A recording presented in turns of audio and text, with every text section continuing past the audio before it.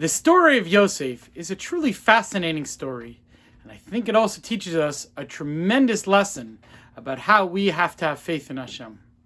When you follow the story of Yosef, Yosef seems like this innocent victim.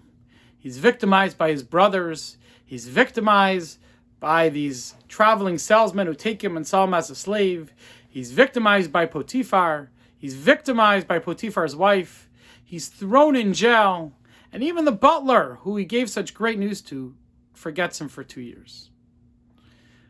But what Yosef realized was that there is no such thing as being victimized when Hashem is in control. Hashem decides everything. And if Hashem decides everything, then there's no reason to question. There's no reason to doubt what's going on. And throughout the story of Yosef, you see how Yosef is constantly talking about Hashem, thanking Hashem, and attributing all his success to Hashem, because Yosef realized that everything comes from Hashem. And at the end of the story, when you look back, you see that all those steps, all those little stories along the way, where it looked like Yosef was going through downfall after downfall, were all necessary to get him to where he needed to be.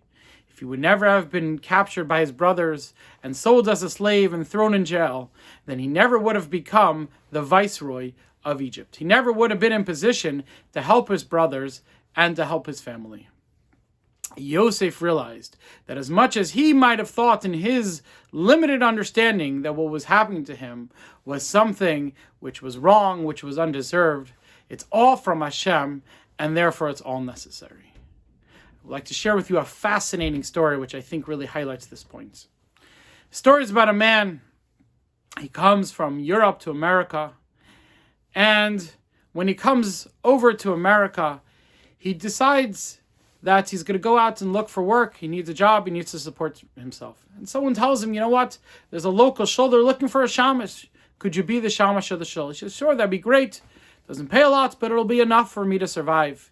He goes to the shul. He says, I hear you're looking for a shamash. And they start interviewing him. They ask him, do you know how to put the Siddurim away and the Chumashim away and arrange all the things that the shamash needs to arrange? Great. You seem like the perfect candidate. You have the job. They give him the contract and they ask him to sign the contract. And he says to them, you know what, I'm sorry. I'm not very educated. I could do all the things you're asking me, but I actually don't know how to sign my name. And the president of the shul looks at him and says, if you can't even sign your name, we can't make you the shamash of our shul. The man goes home devastated. He doesn't know what he's going to do, but he picks himself up. He brushes himself off. He goes out and he takes a little bit of money. He's able to borrow a little bit of money. He buys some wares. He's able to sell them for a little bit of profit. He buys some more things. And slowly, he starts becoming more and more successful. One day he's able to buy himself a cart that he can pedal with. And after a while of doing business and getting good deals and selling them, really hustling, he's able to buy a second cart and hire someone to help him. He builds up to a store. After one store, he's able to start a second store, a whole chain of stores. And the man, after only a few short years, becomes a very, very successful businessman. He now owns millions of dollars. He owns a massive company. He owns a skyscraper in New York City. And he's doing a business with a certain group of businessmen from Europe. They come in and they're working out all the deals. He's haggling back and forth. Finally, they agree on the deal. They have the lawyers come in. They write the contract. When it's time to sign the contract, he calls over one of his workers and he says, come here, sign the contract for me. So the businessman said, why is he signing? Why can't you sign yourself?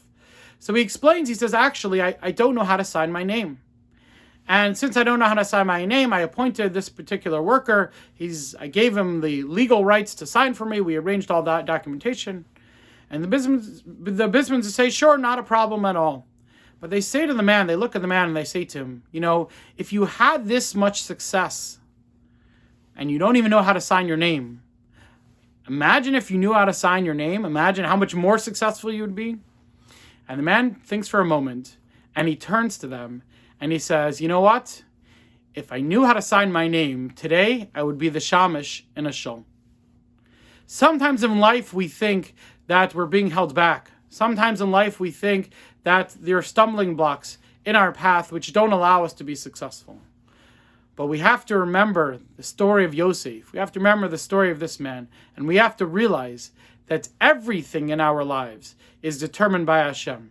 Every situation that we're in is because Hashem puts us there, and it's because this is the best situation for us to be in this moment. And we might realize it one day, we might realize it after a long period of time, and we might never realize it.